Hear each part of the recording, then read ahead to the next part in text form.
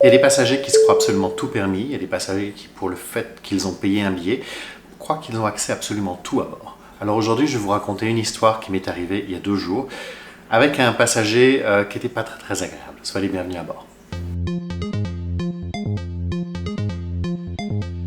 Il faut tout pour faire un monde, et à bord d'un avion, on voit des gens qui viennent un petit peu tous les chemins, on a des voyageurs fréquents, des gens qui voyagent moins fréquemment, beaucoup de gens qui sont un petit peu stressés, et puis c'est vrai qu'on n'est pas dans un environnement très normal, ça veut dire qu'on va vous dire de vous asseoir quand on a décidé que vous devez vous asseoir, vous devez rester attaché quand on a décidé que vous allez rester attaché, vous allez manger quand on vous dit de manger, vous allez dormir quand on va éteindre les lumières, vous n'avez pas le contrôle sur tout ce que vous pouvez faire. Donc je comprends que certains passagers peuvent avoir une réaction qui soit un petit peu réactive, on va dire, une réaction réactive, ça ne dit pas trop, enfin vous voyez ce que je veux dire, qui ont envie de réagir par rapport à ça. Mais si on fait ces choses-là, c'est en général avec un souci de sécurité.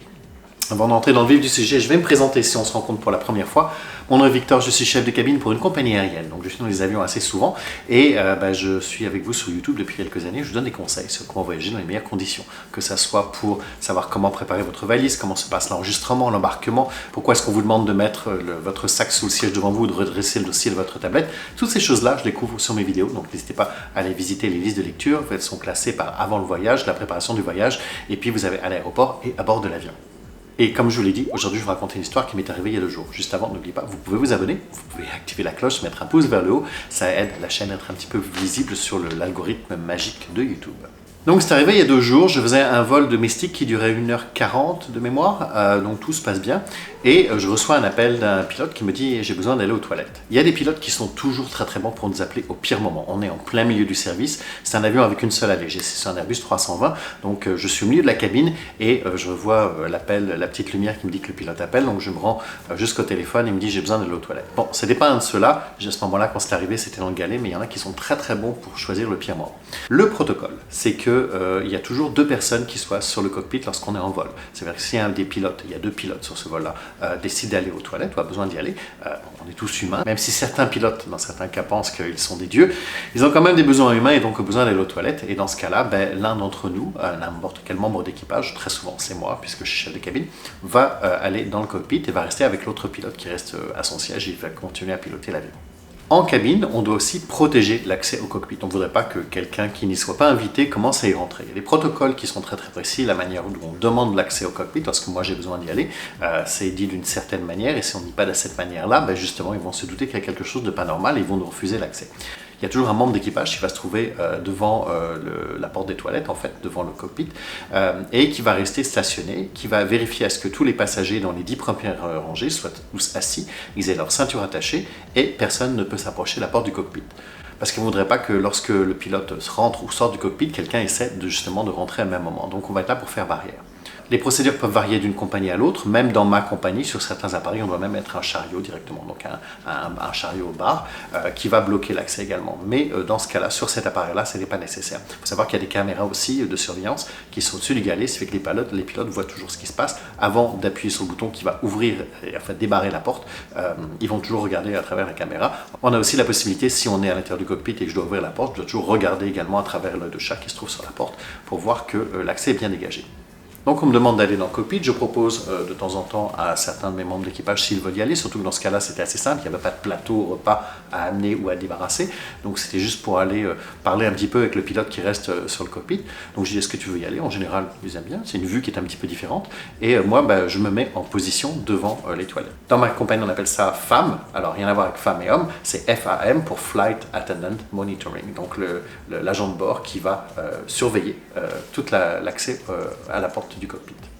Je suis en position, tout se passe bien, le pilote va dans les toilettes, il fait ses petites affaires, et à ce moment-là, il y a un passager rangée 4 qui se lève, monsieur veut aller aux toilettes. Donc j'explique au passager, je dis monsieur, je suis désolé, il y a des mouvements avec la porte du cockpit pour le moment, je vous invite à regagner votre siège pour quelques minutes, ou si vous ne pouvez pas attendre, vous pouvez utiliser les toilettes qui sont à l'arrière de l'avion.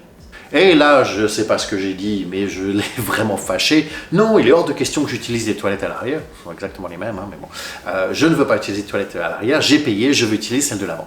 Je dis, elles sont occupées pour le moment, le pilote est là, donc regagnez votre siège. Dès que le pilote est terminé et retourné dans le cockpit, je m'assurerai, est-ce que vous pourriez y aller? Non, je ne veux pas retourner à mon siège. Je dis, mais de toute façon, les toilettes sont occupées. Et il me répète qu'il a payé, et je sais qu'il a payé. Je dis, monsieur, je sais que vous avez payé, vous n'êtes pas gratuitement dans l'avion. mais il répète qu'il a payé et qu'il veut utiliser les toilettes de l'avant. Je dis oui, mais elles sont occupées, il y a déjà quelqu'un à l'intérieur, vous ne pouvez pas être deux dans les toilettes.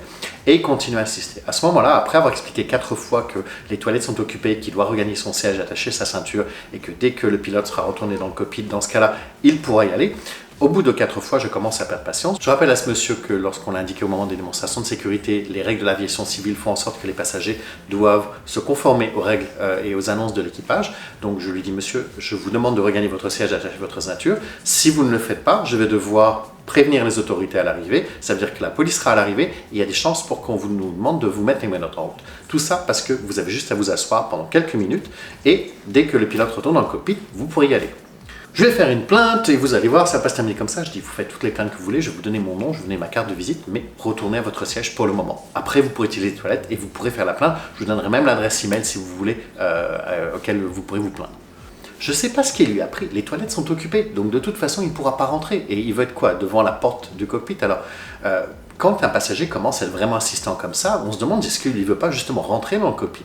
Mais mon boulot dans ce cas-là, c'était de protéger l'accès, donc s'assurer qu'il soit à l'arrière. Je peux vous dire que dès que le pilote est sorti des toilettes, avant qu'il rentre dans le cockpit, je l'ai prévenu, je dis attention, il y a le passager rangé 4 qui commence à être un petit peu agité. Donc ce qu'on a fait, c'est que pendant que lui, il appelait son collègue qui était dans le cockpit pour qu'il ouvre la porte, moi j'ai sorti le chariot, ce qui fait que je me suis dit si jamais ce dingue-là veut rentrer dans le cockpit, j'aurai en plus le chariot qui va le bloquer, parce qu'avec un chariot de bar, ça fait une centaine de kilos, ce qui fait qu'il aura du mal à le bouger. Donc j'ai fait celui qui allait bouger mon chariot pour régler 2-3 petites affaires pendant que le pilote rentrait dans le cockpit.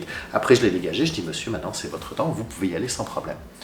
Mais je ne sais pas, il ne m'a pas sorti qu'il était un super gold, elite, super platinum, je ne sais pas trop quoi. Mais attends quelques minutes, de toute façon les toilettes sont occupées. Et puis je t'ai donné une alternative, si tu ne peux pas attendre d'aller aux toilettes, il y avait celles qui sont à l'arrière, qui sont exactement les mêmes. En tout cas, c'était juste une petite mésaventure que je voulais vous raconter, comme quoi il y a des gens un peu stupides, et j'essaie d'être poli quand je dis le mot stupide, un peu partout sur la planète, et aussi dans les airs, vous allez en trouver. Dans tous les endroits où vous pouvez travailler, vous allez toujours être confronté à des gens qui ne veulent pas vous écouter, qui ont toujours raison, et qui seront jamais contents en fait. Ils ont une vie bien misérable. Sur ces bonnes paroles, je vous souhaite une excellente semaine. On se retrouve bientôt, et n'oubliez pas, vous pouvez me retrouver également sur Instagram. Salut!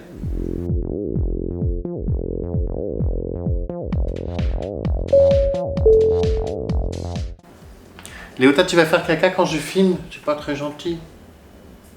Tu veux pas attendre un peu?